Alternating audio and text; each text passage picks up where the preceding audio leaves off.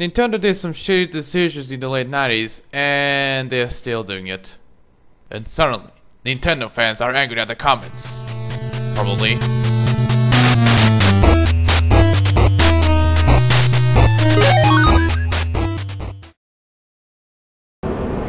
So, what did you buy today? Oh, it's just a used console. Wanna see it? Sure, why not? Oh, it's a Nintendo 64. Why did they use cartridges instead of discs? This, my young friends, is a Nintendo 64. It started as a joint development with Nintendo and Silicon Graphics, and formerly known as the Ultra 64, it is the last mainstream home console to use ROM cartridges. Released in April 1996 in Japan, September 96 in America, and in March 97 in Europe. You know, back when CD-based home consoles were a big thing. The decision to use cartridges instead of CDs for the N64 was kinda understandable. Howard Lincoln, then president of Nintendo of America, said, and I quote, "Cartridges offer faster access time and more speed of movement and characters than CDs. Also, they are physically durable." There are problems with these cartridges though. They are more expensive to produce than CDs. A blank cartridge cost $15 back then. It takes longer to make one than CDs. They usually take 2 weeks from order to delivery. And, worst of all, they store less data than CDs. The maximum it will store was 64 megabytes, which is way less than CDs. Meaning that if you want to port a PS1 or a Sega Saturn game, you have to replace the CD audio with synthesized music, lower the texture quality, remove a few features and whatnot.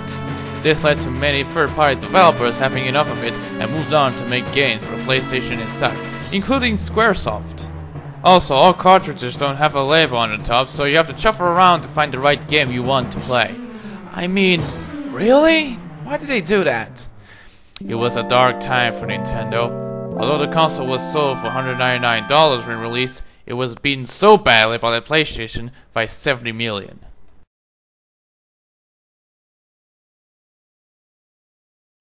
I like the design of it. The roundness of the plastic feels so smooth and hard.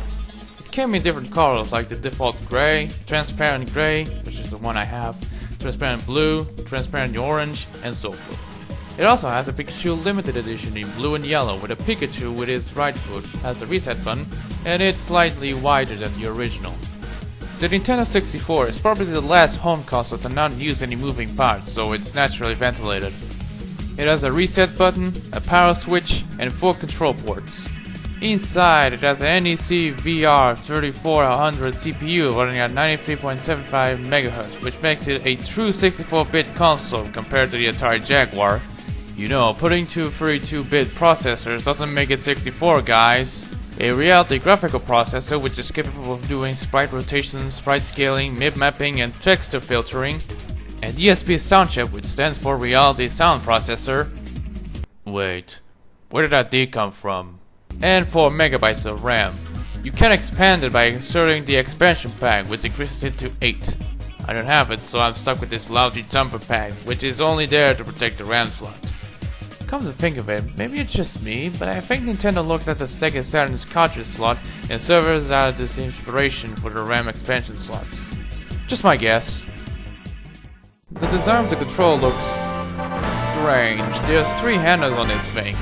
How am I supposed to hold it? You ask when you first try it.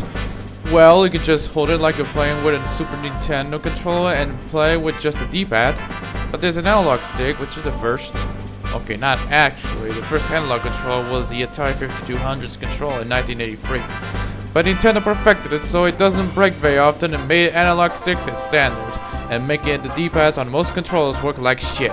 Never have 3D gaming made easy with this little doohickey.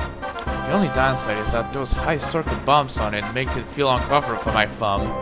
It has those yellow C buttons which in most games represent the camera controls. There's no select button, only a red start button. You have the shoulder buttons and a Z trigger, which is nice, preferably used for FPS games. Oh, what's this on the back? You ask. It's a slot for several accessories, like a control pack, which is like a memory card. It stores 256 kilobytes of space, but you don't need it in most games since they have a battery in the cartridges. The controller can also vibrate if you have a rumble pack, which I don't have it. There were almost 400 games for the console, but as of this video, I'm stuck with F1 World Grand Prix, so here's a quick review.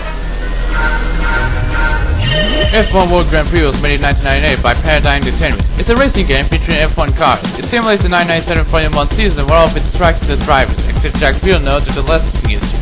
Despite the console having 4 control slots, multiplayer is only for 2, probably to avoid major frame rate dropping. And believe me, it has some frame rate drops. The game can sometimes drop below 15 frames per second with many stops shown in the viewpoint. The makers tried to make the game to be as realistic as possible, and the controls feels alright. The cars can drive smoothly and you can set up your car before starting a race. The graphics look dated and blurry to the resolution of the game. It can blur more if there's many stops shown in the viewpoint. That was my quick review of the game. I'll give it 3.5 focuses out of 5.